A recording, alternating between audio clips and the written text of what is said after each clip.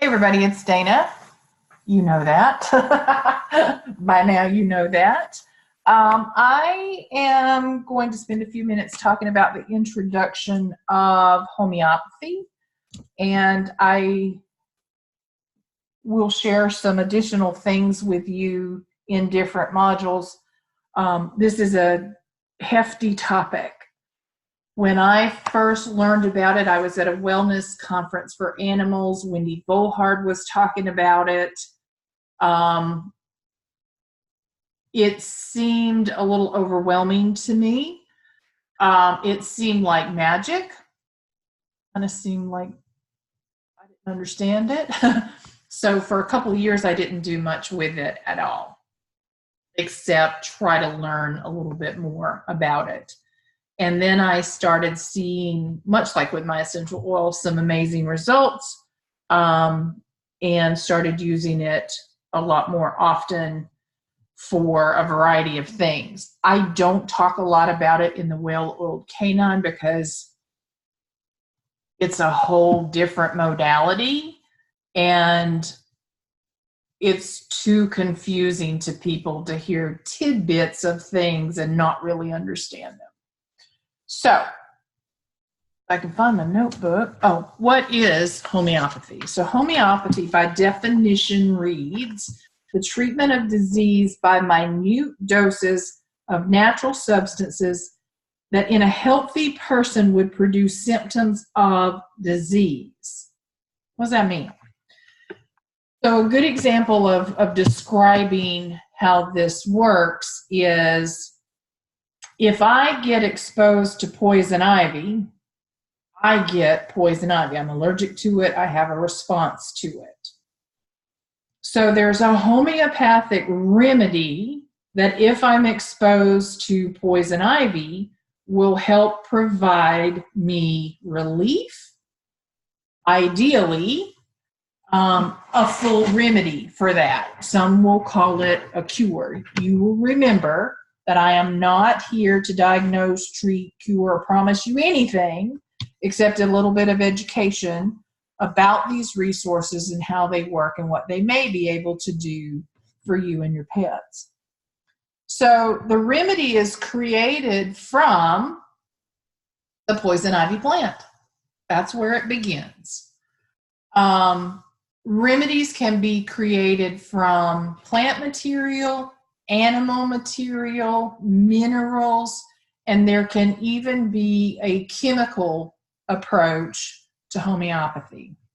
Probably not the most ideal because we don't always know what these chemicals are, right?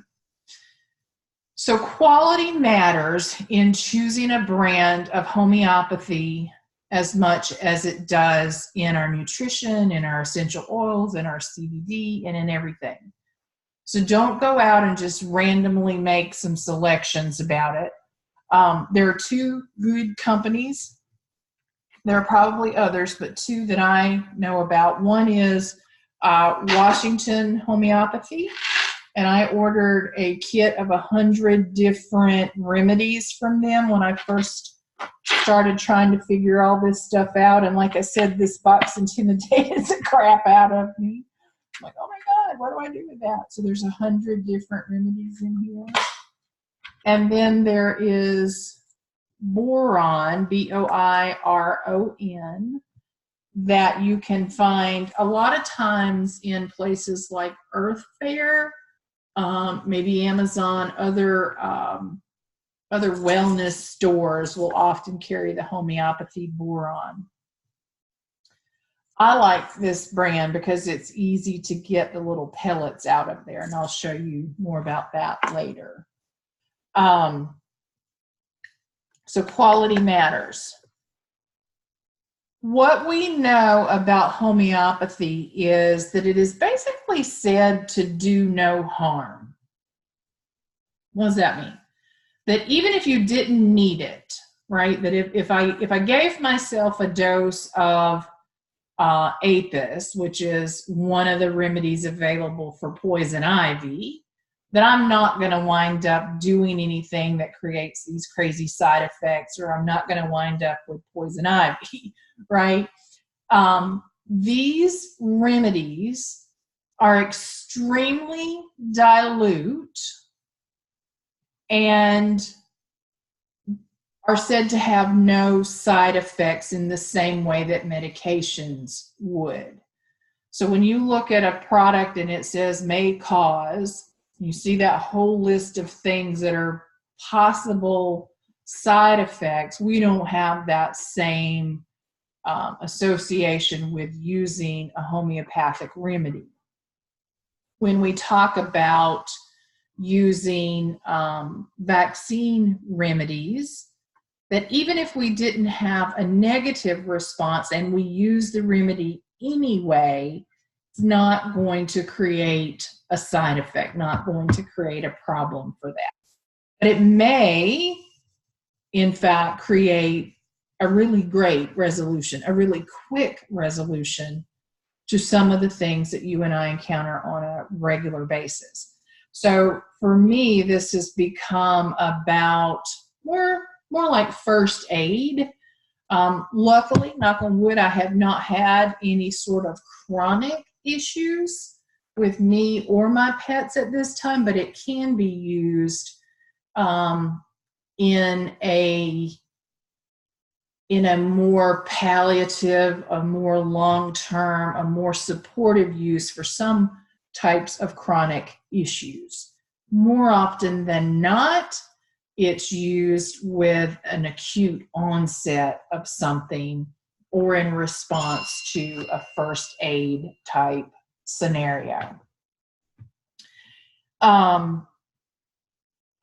It comes, you'll hear it mentioned in, I have this bottle somewhere. Oh, yeah.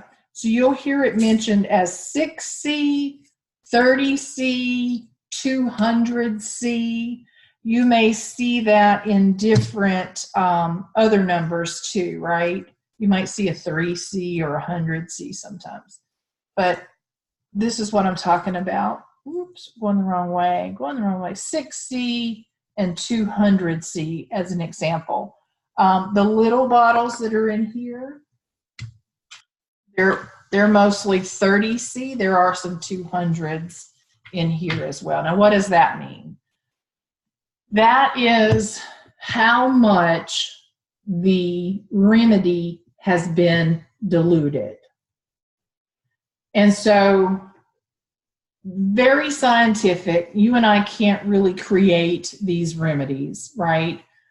There are people who create herbs and tinctures and rubs and lotions and potions and all sorts of stuff from plant materials, but that's not going to be us. There's a very scientific approach. There's a very specific methodology to the rate at which it's succussed is what they call it, or the shaking process to get it all activated and to do what it's supposed to do. And there's a whole lot you can learn about it, but we're not going to go that deep into the science of it. But suffice it to say that when we are looking at a C, it's been diluted 100 times exponentially to that power. So, for example, 30C means they took a drop of this remedy, diluted it by 100, created a new remedy, and then did that again and again and again 30 times. Okay? So it's tiny little amounts. So imagine how small the dilution would be at 200C. So one drop diluted 100 times, a new drop of that diluted 100 times, times 2 to the 200th power. Make sense? A little math? Oh, very dilute, extremely dilute. And it comes out with, and I've got a couple laying here on the desk, with these tiny little pellets. Let's see if you can see them. See the little pellets? You're not supposed to touch these pellets if you're going to use them. So these will get thrown away. They need to go into the mouth, into the mucous membrane area, so under the tongue, back of the jaw, down between the gums, and get dissolved and absorbed. I have, for some dogs, dropped them down into their food or into their water if I knew they were going to take all that in right away. But it's better to just go in, let it absorb, and get directly into the bloodstream versus getting into the digestive system, which is the exact same conversation we have about ingesting essential oils or using them sublingually. It's the same kind of conversation, right? These little vials from boron, they look like the little chapstick. So this little lid will pop off, right? But what I can do with the lid on is turn it upside down and spin this. I'm hoping you can see. Spin this. And the little things drop out. See them in there now? You can hear them. Anyway, and I can put them back if I've dropped out too many. So there's a little hole in there that when you spin, measures them out. And then you take the cap off, and from the cap, straight into the mouth, right? The other products, like this one, there is no special little cap. They are just exposed in there. So usually what I do is take a tweezer, pull them out, put them in my cap, and then use the cap to get into the mouth, or a little cup or something to get them into the mouth, okay? Generally, you need 3 pellets to equal the dosage, to equal a single dosage of whatever diluted number you're at. So generally it's measured in 3 pellets, would give you the equivalent of a dosage, right? If we are dealing with something acute, then you might give a dosage every 15 minutes to every half hour, or maybe every hour, until you see relief, until you see a change in response. So if we're talking about poison ivy, for example, I would give dosages until I saw some of that inflammation and redness go away. And then ideally I'm done. Ideally I'm done, okay? If we have a chronic issue, then you might do something every day. But for what we're going to talk about, at least initially first, we're going to be talking more in the first aid category, or the response to something that has sort of sprung up and surprised us, okay? So I hope that's helpful. Keep in mind a couple of things. If you've followed me for any period of time in any of the more public groups or as a member, you've heard me say like supports like. That is the premise of homeopathy. Like supports like. Poison ivy supports poison ivy, right? Bee sting, honeybee bee sting, the venom supports the sting, right? Now, how they do that when we get into respiratory and snake, well, I guess snake bite's easy. They would use snake bite venom to support a snake bite response, right? How they do that, very scientific. But remember that term, like supports like. So when we are looking at our homeopathy and we're building that spreadsheet that I'm telling you guys about, you're going to look for, there's a common name, right? And then there is the plant name, or where this originated, where it came from, has that botanical or that scientific name associated with it, so that you know where that thing originated and what it is, and so on, right? So I mentioned that quality matters. We don't want to be in anything that is potentially contaminated or of lesser quality, so keep all that in mind. But like, support, like is something that you need to remember. You're also going to, so it's very fascinating how this stuff works. And this is why you might get overwhelmed initially, but why I want you to start with sort of focusing on that first aid piece and getting familiar while you're learning and doing a little research. But I'll give you an example. You can look up dreams, for example, and you can say they're dreaming about snakes, or they're dreaming about whatever, and use that as a clue to figure out which remedy might be appropriate. So now that's where you get into a little bit of the woo-woo, right? But if we're looking at this from terms of how do I help with pain, how do I help with an insect sting, how do I help with vaccine management, or even aggression. I'm hearing people using homeopathic remedies when they're identifying anxiety and aggression and fear. Now, I'm a firm believer in my essential oils. They're my first go-to in that category. But if you are a homeopathic expert, homeopathy might be your go-to in that category, right? So the point is, there are different modalities. There are different ways that we can start to approach all this, and we might sometimes bring them together.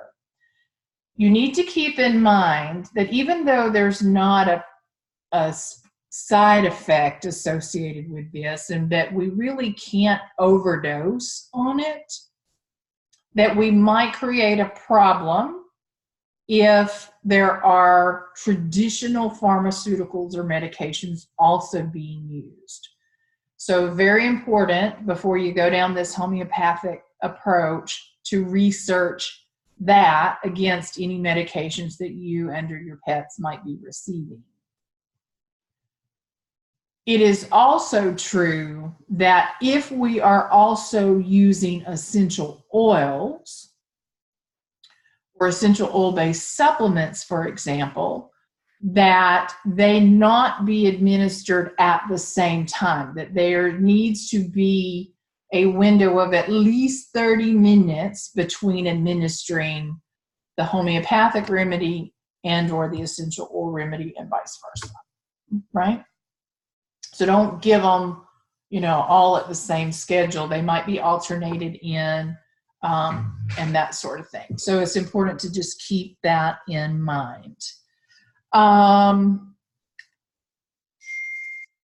So that is going to be our first step. I will come back and do a video that talks about using it for our vaccines. And then we're going to come back and talk in that first aid category and some common essential, some common homeopathic remedies, maybe the most frequently used, for example, and what they are and what categories they fall into supporting. Okay, so, a couple of books. There's several. I'll start with one. Let me just start with one, and I'll add others as we go. For Your Pets, The Homeopathic Treatment of Small Animals. Christopher Day is a very well-known expert in this. His book is easy to read, breaks it out by different types of animals, so not limited to dogs. You see there's a bunny on there. He talks about bunnies and farm animals and all sorts of things. But we can look up in here a topic and then see the remedy that is recommended for that. And there's more dialogue on the depth of using these. And so we'll start to dig a little deeper into this as well. Okay, talk to you soon.